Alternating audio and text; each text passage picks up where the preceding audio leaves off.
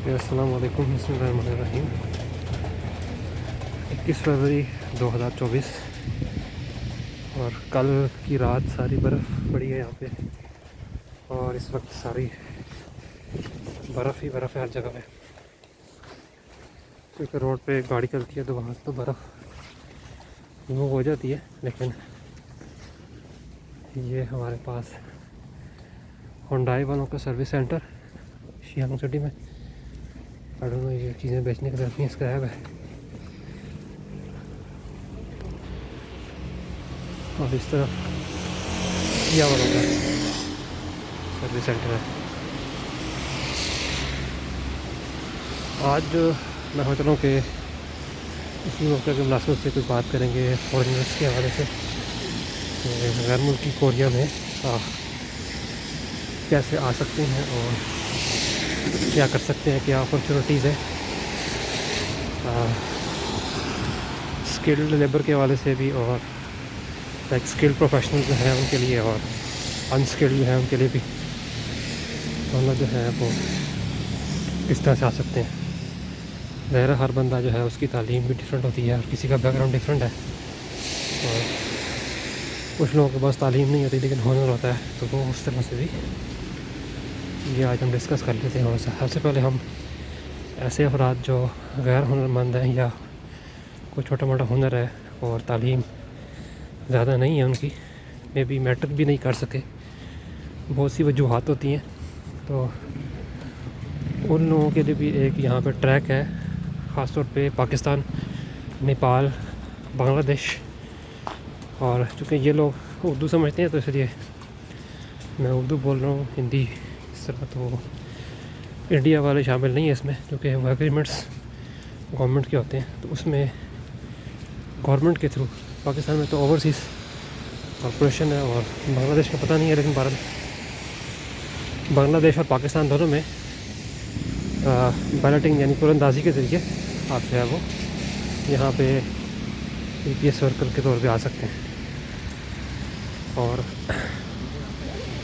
Minimum 5 years आप काम कर सकते हैं एंड मैक्सिमम 10 ईयर्स तक, 10 साल तक एक जो है ना इसी केस के ऊपर, तो पहले 5 साल काम करेंगे और फिर अगले 5 साल आप दोबारा से यहाँ पे आपको उसी को अंदाजी के तहत आपने आना होगा। तो ये सूरत हाल है इस तरह की। तो आज हम चलते हैं इस साइड से नया डिफरेंट वे लेकर। तो दूसरा जो तरीका है वो मतलब विज़िट पे आने का है, लेकिन वो तरीका इलीगल नहीं है, लेकिन हम लीगल तरीके की बात करते हैं। तो वो उसमें होता है कि पहले आप फॉर्म जमा कराते हैं और फिर कुरंदाजी होती है और फिर उसका नाम आता है, फिर आप कोरियन लैंग्वेज का टेस्ट देते हैं और फिर छोटा सा इंटरव्यू होता है, फिर ओवरसीज़ के थ्रू एक प्रोसीजर है, उसमें फिर आप कोरिया में आप एंटर हो जाते हैं। वो फिर आपको लक पे डिपेंड कर रहा है आपकी, बट उसमें आपको किसी किस्म की कोई आपको हुनर की ज़रूरत नहीं है। आप चाहे मैट्रिक पास है या नहीं है, इसमें कोई ऐसी शर्त नहीं है, लेकिन आई थिंक 40 ईयर्स की उन्होंने शर्त रखी हुई है, तो 40-45 वो एज आपको देखनी पड़ेगी। बाकी दूसरा जो ट्रैक है वो स्किल्ड पीपल के लिए है। तो कोरिया में स्किल्ड वर्कर्स किस तरह आ सकते हैं, तो वो उसका भी तरीका सिंपल है कि यहाँ पे आप कंपनीज को ढूँढें, क्योंकि कोरिया के अंदर एक्चुअली पॉपुलेशन थोड़ी सी अनबैलेंस्ड है, और यहाँ पे जो ग्रोथ रेट है, बर्थ रेट जिसे कहते हैं, तो बहुत ही कम है, जिसकी वजह से इनको स्किल्ड लेबर यानी स्किल्ड वर्कर्स की बहुत ज़्यादा ज़रूरत है डिफरेंट किस्म की फील्ड्स में। आप अपना फील्ड देख कर यहाँ पे एम्प्लॉयर ढूंढ के वहाँ पे आ सकते हैं, डायरेक्ट आ सकते हैं, और इसमें अच्छी वेजेस भी यहाँ मौजूद है। और इसके हवाले से मैं बता करूँ कि तो यहाँ पे कोरिया में अगर आप आते हैं तो उसके बेनिफिट्स क्या हैं, और why you can come to Korea, फ़ायदा क्या होगा।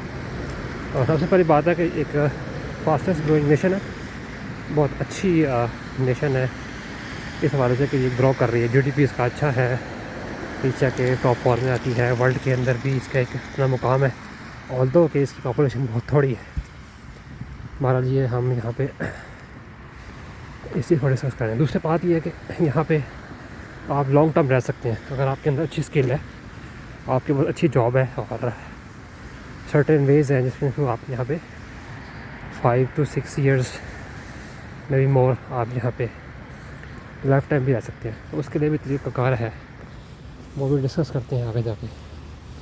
तो फॉर एग्ज़ाम्पल अगर आप यहाँ पे आ गए और आपने एक एम्प्लॉयर ढूंढ लिया तो फिर आप यहाँ पे काफ़ी अर्सा रहेंगे। तो वो फिर उसके ऊपर डिफरेंट किस्म के वीज़ाज़ हैं, F5 है, F2 है, रेजिडेंसी वीज़ाज़ होते हैं। तो उसमें फिर आप कहीं ना कहीं किसी न किसी जो है वो उसमें एडजस्ट हो सकते हैं फील्ड में। स्पेशली जो लोग ख़ास तौर पे जो स्टडी के लिए आते हैं उनको ज़्यादा फ़ायदा होता है as compare to skilled people. तो जो जॉब के लिए आते हैं, फॉर एग्ज़ाम्पल अगर आपने बैचलर्स करना है, मास्टर्स करना है और PhD करनी है, then it is very good to come here in Korea and have a good future. दूसरा बस स्टॉप, ये बस स्टॉप आ गया यहाँ पर, ये मेन बस स्टॉप है जिससे आपको डिफरेंट बस मिल सकती है।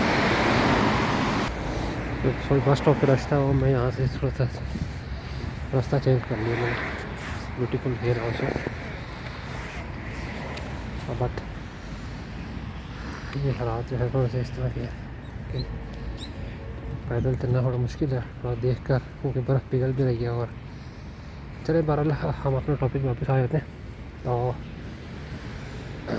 फॉर एग्ज़ाम्पल अगर कोई स्टूडेंट बैचलर्स में आता है तो वो जब बैचलर करेगा 4 से 5 साल यहाँ रहेगा और फिर उसको जॉब मिल सकती है। तो जब जॉब मिलेगी तो फिर वो उसके यहाँ पे चांस बढ़ जाएंगे कि वो यहाँ पे परमानेंट रेजिडेंसी ले सकता है, PR ले सकता है। और इवन के मास्टर्स पे आ रहे हैं आप तो भी आपके पास चांसेस हैं। और आप अगर आप PhD में आ रहे हैं तो भी अच्छा है। मतलब कि इस तरह की डिफरेंट किस्म की आप जो है वो ऑप्शंस को देख सकते हैं। जो यहाँ पे रिसर्च स्कॉलरशिप्स डिफरेंट किस्म की अवेलेबल है। अगर हम स्कॉलरशिप्स की बात करें, स्कॉलरशिप्स में हमारे पास डिफरेंट किस्म की स्कॉलरशिप है। सबसे नंबर 1 पे आती है government scholarship, Korean government scholarship या government Korea scholarship, I think GKS के नाम पे ये मशहूर है। तो यहाँ पे आप आ सकते हैं इस पर और अप्लाई करें एम्बेसी के थ्रू भी, और डायरेक्टली आप अप्लाई कर सकते हैं just same like China. Okay, इस पर स्लिपरी। इसके अलावा प्रोफेशनल स्कॉलरशिप भी होती हैं। प्रोफेसर के बाद जो प्रोजेक्ट होते हैं, फंडिंग होती है, उससे भी आपको स्कॉलरशिप ले सकते हैं। उसमें आसानी है, काफ़ी आसान है। प्रोफेसर को ईमेल करें और स्कॉलरशिप ले सकते हैं। ये तो है मास्टर्स और PhD के लिए। बैचलर्स के लोग, जो बैचलर का स्टूडेंट है, वो ऐसे प्रोफेसर की स्कॉलरशिप पे नहीं आ सकते, क्योंकि बैचलर्स में इस तरह की फंडिंग अब प्रोफेसर ऑफ़र नहीं करते फॉरेनर्स को। तो उसमें GKS ट्रैक ही बेटर है बैचलर के स्टूडेंट के लिए, क्योंकि यहाँ की जो रेजिडेंसी है वो पॉइंट बेस है। तो आपके पॉइंट्स जो हैं वो आपकी जो कोरियन एजुकेशन पे अच्छे मिल जाते हैं आपको। अदरवाइज़ अगर आपकी यूनिवर्सिटी टॉप 500 में रैंकिंग में, QS रैंकिंग में 500 टॉप आती है दुनिया में, तो आप एक अच्छी मतलब 30 पॉइंट्स आई थिंक है उसके, वो पॉइंट्स भी जो है ना वो रिवाइज होते रहते हैं, लेकिन फ़िलहाल वो चल रहे हैं। तो अगर आपके पॉइंट्स हैं और अच्छी सैलरी है तो आपको, अनफॉर्चुनेटली मेरी सैलरी इतनी अच्छी नहीं है यहाँ पे, ताकि जो कि मैं यहाँ पे अभी फ़िलहाल PR ले सकूँ। और ना ही मेरी डोमेस्टिक डिग्री मेरी जो है ना आउटसाइड ऑफ कोरिया है। तो it's difficult for me to get the PR for now. अभी in the future I can check. अभी बर्फ़बारी फिर शुरू हो गई है, हल्की हल्की, बिल्कुल हल्की सी। मैं वीडियो आई थिंक कैप्चर नहीं कर पा रही, लेकिन हम बात कर रहे थे स्कॉलरशिप्स के वाले से। और स्किल्ड वर्कर जो होते हैं वो नॉर्मली सिंपल कंपनीज़ में अप्लाई करते हैं, वहाँ पे जॉब करते हैं, और E7 वीज़ा उनका होता है, उस पर वो आ सकते हैं। तो बेनिफिट क्या मिलेगा कोरिया में रहने का? सबसे पहले बेनिफिट ये मिलेगा कि आप इंटरनेशनल एक्सपोजर ले रहे हैं, बड़ी बड़ी कंपनीज़ में काम कर रहे हैं, बड़ी यूनिवर्सिटीज़ में काम कर रहे हैं, जो कि बहुत अच्छी बात है। दैन इसके बाद आप जो है वो यहाँ पे आसानी के साथ एडजस्ट हो सकते हैं विदाउट एनी लैंग्वेज बैरियर। अगर आप किसी अच्छी कंपनी में, not a small company, I am talking about some big companies, बड़ी कंपनीज में, जैसे Hyundai है, सैमसंग है और बड़ी यूनिवर्सिटीज़ है, वहाँ भी आपको मसला नहीं होगा। बैंकिंग ऐप्स और मैप्स, इस तरह की चीज़ें वो आपको इंग्लिश में मिल जाएंगे। नेवर मैप इंग्लिश में आपको अवेलेबल है, कोई मसला नहीं होता। नेविगेशन का आपको इशू नहीं होगा और बैंकिंग का इशू भी नहीं होगा, क्योंकि आप इंग्लिश में बैंकिंग मिल रही है यहाँ पे। मोबाइल बैंकिंग है और इंटरनेट बैंकिंग बहुत है इंग्लिश, सो ईज़िली आप जो है वो इसमें एडजस्ट हो जाएंगे। फिर हाउसिंग है, वो अभी इतना मसला नहीं है, मिल जाता है हाउस। थोड़ा सा एफर्ट करनी पड़ती है, सारी बात है, अब किसी आप नए मुल्क में जाएंगे। फिर यहाँ पे पाकिस्तानी, बांग्लादेशी, इंडियन, नेपाली कम्युनिटी बहुत ज़्यादा है, स्पेशली नेपाली, पाकिस्तानी और बांग्लादेशी कम्युनिटी, ये बहुत ज़्यादा कम्युनिटी है। तो आप अपनी कम्युनिटी के साथ अच्छी तरीके से एडजस्ट हो सकते हैं। फिर यहाँ पे फ्रीडम है, as it's a democratic country और कैपिटलिस्ट कंट्री, तो फ्रीडम ऑफ स्पीच है और फ्रीडम ऑफ रिलीजन है। So you can do everything, anything, just आप गवर्नमेंट के उन लॉज़ के अंदर रहते हुए, जो प्री डिफाइंड लॉज़ हैं, उसमें आप हर कुछ कर सकते हैं। आप किसी भी रिलीजन से ताल्लुक़ रखते हैं, फॉर एग्जांपल मुस्लिम है, आप हिंदू हैं, आप बुद्ध मत है, तो सिख है, वट एवर, तो you can go to your mosque, church, whatever you have to go. आप जाएँ अपने मजहबी इबादत खाने में, इबादत करें, और किसी भी जगह पे कर सकते हैं, कोई ऐसी रोक टोक नहीं है। सो नो रिस्ट्रिक्शन, बस ये सारा कुछ ऐसी है। फिर इसके अलावा यहाँ पे जो है बहुत सी अपॉर्चुनिटीज़ भी होती हैं फॉरेनर के साथ इंटरेक्शन की। आपको इंटरनेशनल एक्सपोजर इस तरह मिल रहा होता है कि आप डिफरेंट नेशनलिटीज़ के साथ अट्रैक्ट कर रहे होते हैं, तो इंटरेक्ट करने पर आपको डिफरेंट किस्म की चीज़ें आपको मिलती हैं। तो ये आज हम पॉजिटिविटीज़ पे बात कर रहे हैं। तो लास्ट टाइम मैंने थोड़ी सी नेगेटिविटी से बताई थी, वो नेगेटिविटीज़ अपनी जगह पे हैं, लेकिन जो पॉजिटिविटीज़ है ना, वो भी हमें बतानी चाहिए। सारी बात आगे, actually I am not a vlogger और कंटिन्यूस टॉकर, सो मैं भी इसमें काफ़ी सारी चीज़ें मैं मिस कर जाऊँगा और कुछ चीज़ें सही बोल नहीं पा रहा हूँ। और थोड़ा चूँकि मैं ज़रा तेज़ चल रहा हूँ, शायद सांस भी फूला हूँ मेरा थोड़ा सा, but I think you can ignore that. और ये देखें जी, वो हमारी यूनिवर्सिटी नज़र आ रही है वहाँ से। I think it's beautiful scene, I love that. अभी हम जाते हैं बर्फ़ के अंदर, वहाँ जाके देखते हैं वहाँ पे क्या सीन है। ऑल्दो मेरे हाथ फ्रीज़ हो रहे हैं, लेकिन it's love to see that. Okay, signal is open but we have to be careful in this. यहाँ पे बर्फ़ जो है ना बहुत स्लिपरी होती है, तो बहुत से केयरफुल होती है। ये लास्ट टाइम मैंने शायद वीडियो में डिस्कस किया था, ये नहीं देखते अब आप। जो ये देखिए, ये बंदा सिग्नल ऑफ था बट ये क्रॉस करके चला गया। That's thing. अब थिंक मैं उस चाहता हूँ ताकि अच्छे व्यूज़ कैप्चर हो जाए। लॉन्ग वे करते हैं यहाँ पर, अच्छी बात भी हो जाए। ये बर्फ़ दोबारा पड़ रही है, you can see that. I think in the video and starts snowing again. चलें बहरहाल, हम बात कर रहे थे पॉजिटिविटीज़ पे। तो टूरिज़म बड़ा अच्छा है यहाँ पे, बहुत ज़्यादा टूरिस्ट आते हैं, स्पेशली यूरोपियन पीपल यहाँ पे बहुत ज़्यादा है। क्योंकि जो यूरोपियन हैं वो ख़ास तौर पे नेटिव होते हैं, उनको जॉब अपॉर्चुनिटीज़ काफ़ी हैं यहाँ पे उनके लिए। फॉर एग्जांपल ये can teach English because they native speaker of English. So यहाँ पे काफ़ी स्कूल्स हैं, प्राइवेट स्कूल्स हैं, तो वो लोग इनको काफ़ी अच्छा अकोमोडेट कर रहे होते हैं। फिर आपको हॉस्पिटल्स में अगर जाएँ फॉर एग्जांपल, तो बड़े अच्छे हॉस्पिटल जो होते हैं उसमें आपको ट्रांसलेटर तक की भी सहूलत मिल जाती है। तो पाकिस्तान नेशनलिटी इतनी बड़ी नहीं है, लेकिन फिर भी बहरहाल उन्होंने इमिग्रेशन में ख़ास तौर पे जो इमिग्रेशन है, हाँ my God, I think I should change the way, और आई थिंक सो। अब let's go, although slippery but. तो जैसे मैं बात कर रहा था कि इमिग्रेशन में अगर आप कॉल करते हैं, क्योंकि इमिग्रेशन ने यहाँ पे एक कॉल नंबर दिया हुआ है, टोल फ्री नंबर जिसे कहते हैं आप, या हेल्पलाइन जिसे कह रहे हैं, वहाँ पे आप कॉल करके अपनी ज़ुबान में 11 ज़ुबानें मौजूद हैं।